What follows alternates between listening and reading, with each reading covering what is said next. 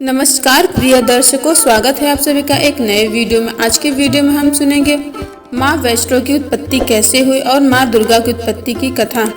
हमारे हिंदू महाकाव्यों में माता वैष्णो देवी और माता दुर्गा की उत्पत्ति की व्याख्या लगभग एक समान वर्णन है, जिस कारण भक्तों के मन में इन दोनों देवियों के अंतर को जानने की जिज्ञासा होती है। माता वैष्णो देवी और माता दुर्गा की उत्पत्ति का वर्णन अनेकों भिन्नता है। तो फ्रेंड्स, आइए सुनते हैं कैसे हुई माँ वैष्णो देवी की उत्पत्ति।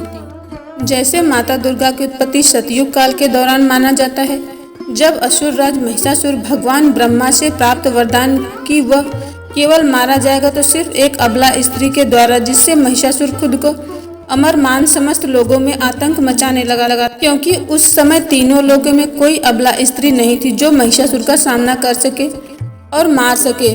तत्पश्चात महिषासुर के बढ़ते पापों को देखते हुए त्रिदेव तथा समस्त देवताओं ने अपनी शक्तियों को एक बिंदु में केंद्रित किया, जिससे माँ दुर्गा प्रकट हुई। माता दुर्गा में त्रिदेव तथा समस्त देवियों की शक्ति समाहित थी। यही कारण है कि माता दुर्गा को सर्वशक्तिमान कहा जाता है तथा यही वजह है कि महाकाव्यों के योद्धा युद्ध से पहले माता को प्रसन्न करने के लिए पूजा अर्चना करते थे। माता दुर्गा की उत्पत्ति केवल असुरों को नष्ट करने के लिए हुई थी।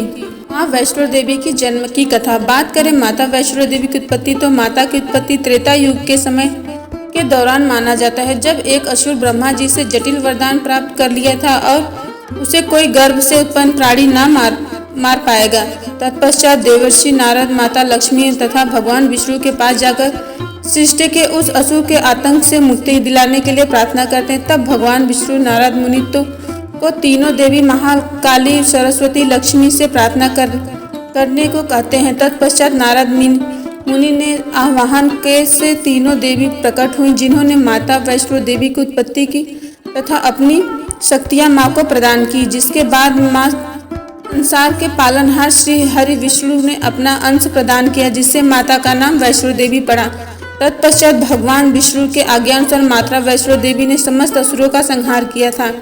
असुरों के संहार के उपरांत माता वैष्णो देवी ने भगवान विष्णु में उनमें विलीन होने की इच्छा जताई, परंतु भगवान विष्णु ने माता को समस्त भूलोक भक्तों के कष्ट दूर करने के उद्देश्य से माता को दक्षिण रामेश्वरम तट की ओर राजा रत्नाकर की पुत्री के रूप में जन्म लेने को कहा। तत्पश्चात माता वैष्णो देवी ने धर्म की रक्षा और कष्टों में घिरे भक्तों की मनोकामना पूरी करने के लिए पृथ्वी लोक पे अवतार लिया, जिनका नाम त्रिकुटा वैष्णवी पड़ा।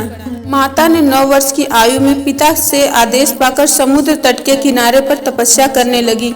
जहां माता को पता चला कि भगवान विष्णु पर राम अवतार ले चुके हैं, तो माता ने प्रभु की पति के रूप में पाने के लिए तपस्या करने लगी। तत्पश्चात कुछ समय बाद श्री राम प्रभु जब माता सीता की खोज में भाई लक्ष्मण सेना सहित रामेश्वरम तट पर पहुंचे, तो उनकी नजर तपस्या कर रहे दिव्य कन्या पर पड़ी। तब माता त्रिकुटा और भगवान श्री राम की पहली भेंट हुई। माता ने भगवान के सामने उन्हें पति रूप में पाने की इच्छा जताई, जिस पर भगवान ने कहा कि हे देवी, मैंने इस जन्म में पतिव्रता रहने का वचन लिया है। मेरा विवाह सीता के साथ हो चुका, इसलिए देवी मैं आपसे विवाह नहीं कर सकता। लेकिन भगवान त्रिकुटा की भक्ति से बेहद प्रसन्न है।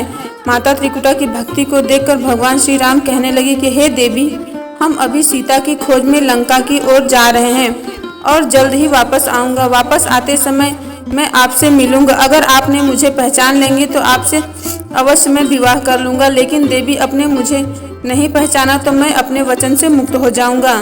तत्पश्चात समय बीत जाने के बाद श्री राम लंका पर विजय प्राप्त कर विमान में बैठकर अयोध्या लौटते समय अपने वचन को निभाने के लिए हनुमान के साथ मुनि की भेष में त्रिकुटा के पास पहुंचे और भिक्षा मांगने लगे। त्रिकुटा भगवान की माया में फंस गई, वह भगवान को पहचान न पाई।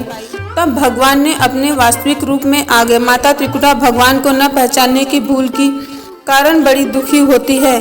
तब भगवान श्री राम त्रिकुटा से कहते हैं कि हे देवी, आप उत्तर भारत में स्थित मणिक त्रिकुट पर्वत श्रृंखला में स्थित एक गुफा में महाकाली, महालक्ष्मी, महासरस्वती के साथ विराजमान होकर आने वाले युगों में सच्चे भक्तों के दुखों को दूर करने और कलयुग में जबकि कल्कि के रूप में मैं अवतार लूंगा, तब मैं आपसे विवाह करूंगा। तब तक महावीर हनुमान धर्म की रक्षा में आपकी सहायता करेंगे। हमारे हिंदू धार्मिक ग्रंथों में के अनुसार भगवान श्री राम आदेश से माता वैष्णो देवी तब से अब उस गुफा में निवास कर रहे हैं और सच्चे भक्तों की झोली भर रही हैं। बोलिए जय माता दी, जय माँ वैष्णो देवी। भक्तों, आपको यह कथा कैसी लगी? आप कमेंट बॉक्स में जरूर एक बार जय माता दी लिखकर कमेंट करें। और वीडियो अच्छी लगी हो तो इसे प्लीज़ लाइक, सब्सक्राइब और शेयर भी कर दीजिए। धन्यवाद।